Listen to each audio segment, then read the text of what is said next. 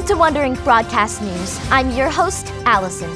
It's been a long time since the Israelites have had good news, but we at Wondering have found something to build your excitement. Grant, before we break this news story, can you recap what has been happening? You bet, Allison.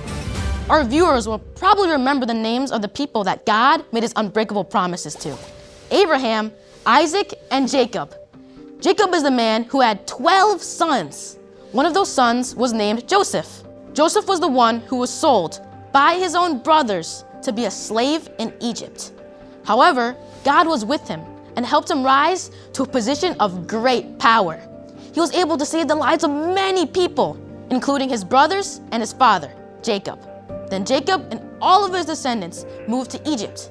They became known as the Hebrew people, also called Israel.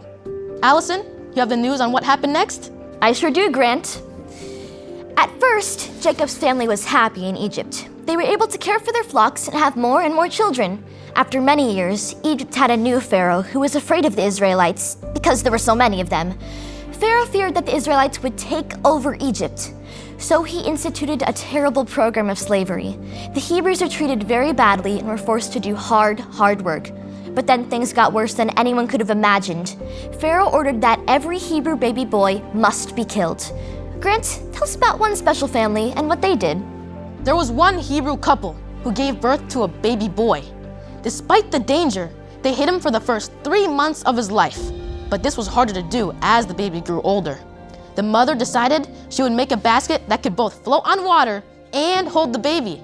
She set the basket and the baby in the tall grasses along the Nile River. We just heard that Riley has found the baby's older sister, who apparently saw what happened next. Let's go to Riley and get the scoop. Riley, can you hear us? Yes, I can, Allison. You're right here with Riley, and we have found the baby's older sister. Please tell us more about what happened after your mom put the baby into the river. I wanted to see what would happen. Really, I wanted to see what God would do with my baby brother. So I watched from a safe distance. His basket floated in the river near the place where Pharaoh's own daughter had come to take a bath. I was unsure what was going to happen, but then one of her servants picked up the basket and brought it directly to her. She opened the basket and looked right at him. Pharaoh's daughter had your little brother in her reach?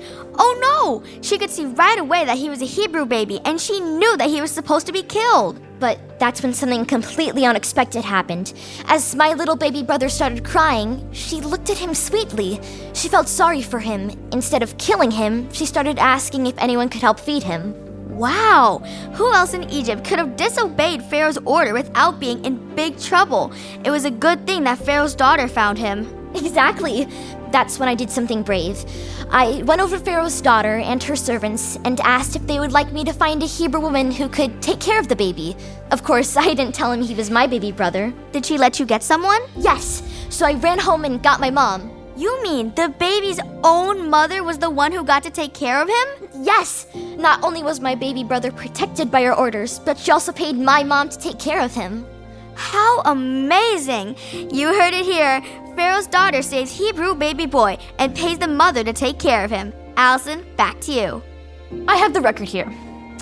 Pharaoh's daughter named him Moses, which means pulled out. She named him that because she pulled him out of the river water. Moses' mother took care of him until he was old enough to live in Pharaoh's palace. That's right, a Hebrew boy who was supposed to be killed ended up growing up in Pharaoh's own household. Years later, the Hebrew people would cry out to God for help, and God would call Moses to lead them out of slavery in Egypt. Allison, this is such a wonderful story, but there's a deeper truth that we can't take for granted. Yes, Grant. God cares about his people and rescued Moses as a baby because God knew who Moses would grow up to become. The WIBN team is happy to share with you the truth that, just when they need it most, God sends help to his people.